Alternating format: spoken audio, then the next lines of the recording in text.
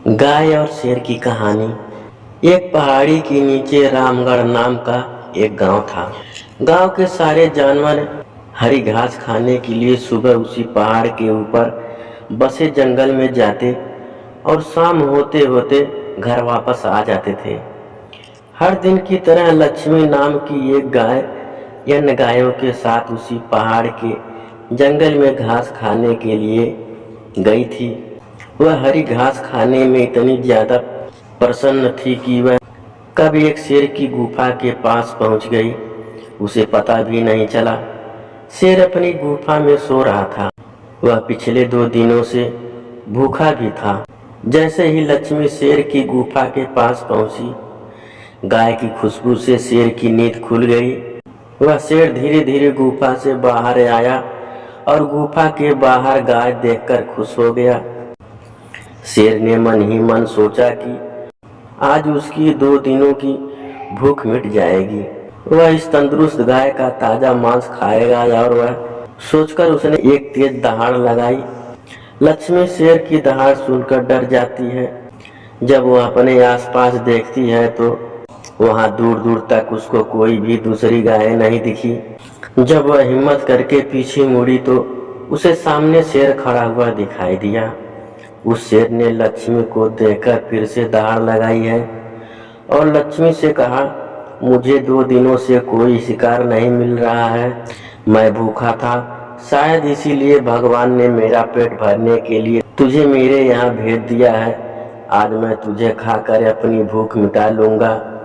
शेर की बात सुनकर लक्ष्मी डर जाती है। वह रोते हुए शेर से कहती है, मुझे जाने दो, मुझे मत खाओ। मेरा एक छोटा बच्चा है जो अभी सिर्फ मेरा ही दूध पीता है और उसे घास खाना अभी तक नहीं आया है। लक्ष्मी की बात सुनकर शेर हंसते हुए कहता है, तो क्या मैं अपने हाथ में आए शिकार को ऐसे ही जाने दूं? मैं तो आज तुझे खाकर अपनी 2 दिनों की भूख मिटाऊंगा।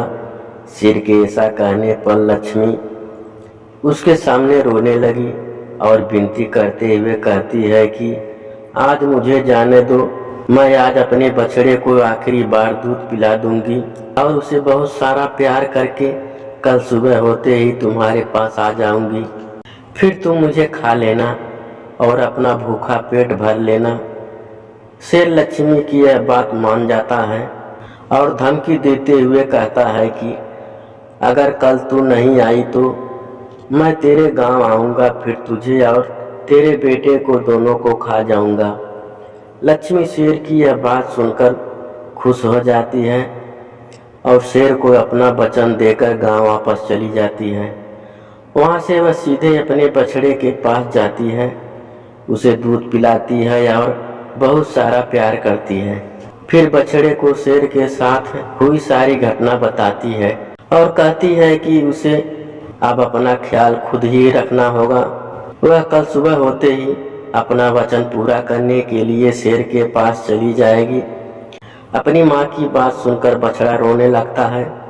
दूसरे दिन सुबह होते ही लक्ष्मी जंगल की तरफ निकल जाती है और शेर की गुफा के सामने पहुंचकर शेर से कहती है, अपने वचन के अनुसार मैं तुम्हारे पास आ गई हूँ, अब तुम मुझे खा सकते हो।